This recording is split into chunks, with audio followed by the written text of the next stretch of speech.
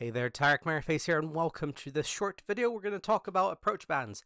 A few years ago, I went to an interview for a company I really wanted to work for, and they asked a question about approach bands indirectly, and I messed it up, right? I completely and utterly messed it up, and realistically, it's something I really should have known about. So I thought I'd make this short video for myself as much as for everybody else to really understand approach bands. They're not that complicated, which is why this is a short video.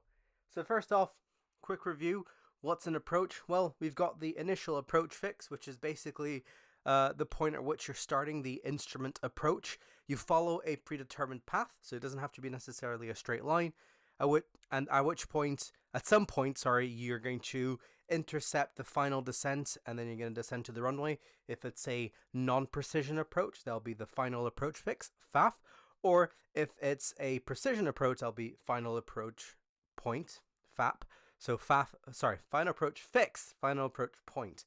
Now, a lot of people tend to think that the ILS has a FAF as well as a FAP, because the ILS charts tend to show a FAF. But the reality is that FAF on the ILS approach charts is for the localizer only approach, which is a non-precision approach. And so once you commence that approach, you've got the decision altitude for precision approaches, or the minimum descent altitude, DA, MDA. And the difference is, for precision approaches, you make that decision at that altitude. So you're going to dip below it if you go around because you can't see the runway or something. Whereas with the MDA, that's the minimum height you can descend to if you can't see the runway. So you have to make that decision before to the MDA to give yourself time to go around so that you don't dip underneath it while going around. So there you go, I got my little airplane there. Okay, so let's go on to the approach band. And we'll start with the 1,000-foot rule. But before we start with it, the approach band is based on the RVR, the reported visual range on the runway. So runway visual range. And so it works off of that, not off of visibility. Important to understand. So let's say you've passed the final approach fix, or the final approach point. The actual weather at that point doesn't matter. Everything could be below minimums, and you can commence the approach. That's fine. So you commence the approach, and above 1,000 feet, you get an RVR report, but it's below the minima.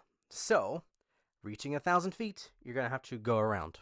And that's it. That's sort of the first rule. If at 1,000 feet, RVR is below minima, go around. Now, different scenario. You are above 1,000 feet, RVR reported is above minima. That's great. You continue the approach.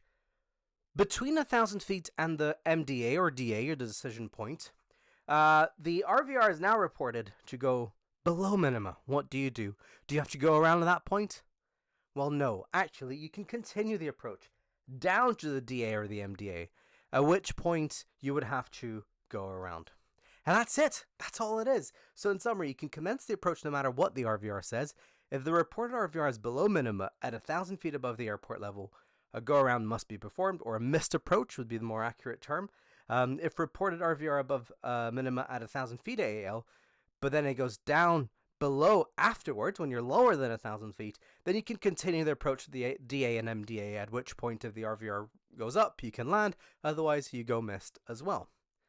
So I hope you enjoyed it. And one more thing, very quick, if you enjoyed it, please subscribe. And if you're interested in learning and from a real instructor, while I do that, I got ANC-Academy.aero linked in the description below. Even if you're not going to buy something, check out the website. Tell me what you think. I am working on making it a little bit better. But that's it. I'm Tarek Mareface. I'll see you guys next time. And happy flying.